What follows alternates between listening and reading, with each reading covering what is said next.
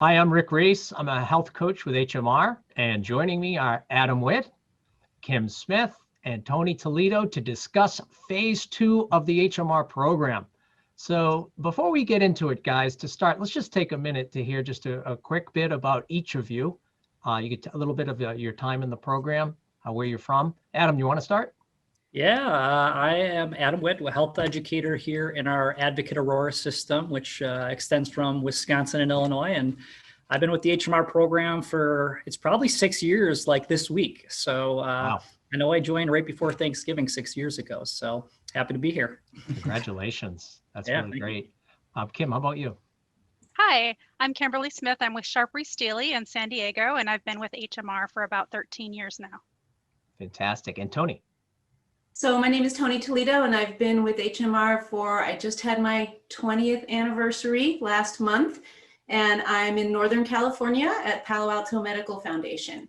Great. So a lot of old timers here, and I mean that in the best possible way. So this conversation really is the first of a series of videos that we'll be talking about phase 2 of the HMR program, what it is, why it's important, and many of the best strategies that people practice in phase 2 to successfully manage their weight over time. So let's get right into it, guys. People have a lot of questions about phase 2, and that makes sense. Because let's face it, it's not as simple and straightforward as phase 1 of the program is.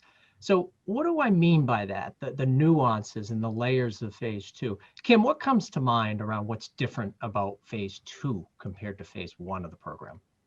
That's a great question, Rick. I think with phase 2, there's more decision making. You have to make decisions around portion control and can I have this or do I not have this? In phase 1, it's decision free, and that's why it works. And it can be scary to transition to phase 2, especially when you're really successful in phase 1. So I'm great. I'm really glad we're having this conversation. Yeah, I agree. We hear that a lot. People approach this with a lot of trepidation.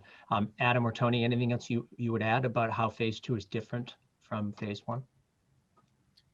I would just say flexibility. You got the heavy structure from phase 1, but there might be times during the week or a special occasion where having some more tools to work with might increase your confidence level going into that event and succeeding. So, so kind of a back forth, as Kim mentioned, there's some scary parts, but there's also some exciting parts with it too.